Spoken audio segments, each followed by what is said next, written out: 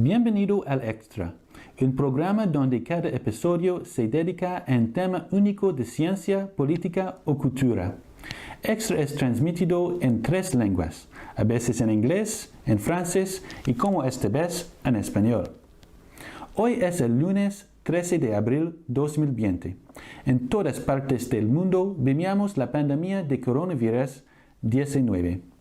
Para gestionar la crisis, es necesario que todos deban quedarse en casa. Solo las empresas esenciales están abiertas. Por mi parte, espero que usted no sufra demasiado las consecuencias financieras y que todos en su familia puedan mantener buena salud. En los periódicos de hoy podemos encontrar muchos artículos sobre la pandemia y por lo tanto nos queda hablar de otro tema para este episodio. Porque hace 5 años, en 2015, del 13 de abril, perdimos un escritor latino que fue muy singular en la escena de literatura, el señor Eduardo Galeano. Galeano escribía de la historia del imperialismo en América Latina. Su libro titulado Las venas abiertas de América Latina es todavía un poco famoso. ¿Por qué? En 2009, Hugo Chávez dio este libro como regalo a Barack Obama durante la 5ª Cumbre de las Américas. Pero no es la sola historia sobre el libro. En 11 de septiembre de 1973, el país de Chile fue el sitio de un golpe de Estado guiado por Augusto Pinochet. El presidente Salvador Allende fue asesinado, pero su hija escapó y tenía en su posesión pocas cosas, incluso el libro que haya escondido en pañales de bebé. El libro comienza con la conquista de Cristóbal Colón en el Nuevo Mundo. Galeano va a hablar de la historia de la colonización y de cómo los metales, la plata y el oro desempeñaron una función esencial en el desarrollo de la economía en Europa. En breve, el imperialismo europeo se amplió aún más en el mundo debido a la explotación en las minas en América Latina. Voy a utilizar una citación. Entre 1503 y 1660 llegaron al puerto de Sevilla 185.000 kilos de oro y 16 millones de kilos de plata.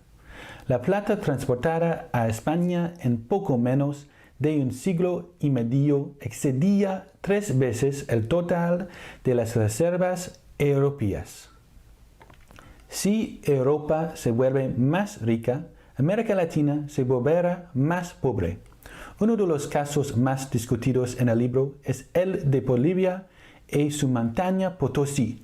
Galeano escribió: En nuestros días, Potosí es una pobre ciudad de la pobre Bolivia, la ciudad que más ha dado el mundo y la que menos tiene, como me dijo una vieja señora potosina envuelta en un kilométrico chal de lana de alpaca.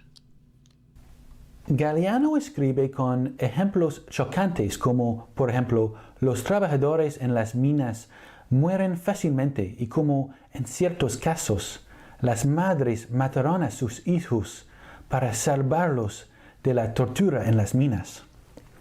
Galeano va a continuar en el libro para explicar las otras fases del imperialismo en la historia de América Latina. Es un libro denso en detalles. Entonces, Galeano fue un escritor interesante y una personalidad muy dinámica.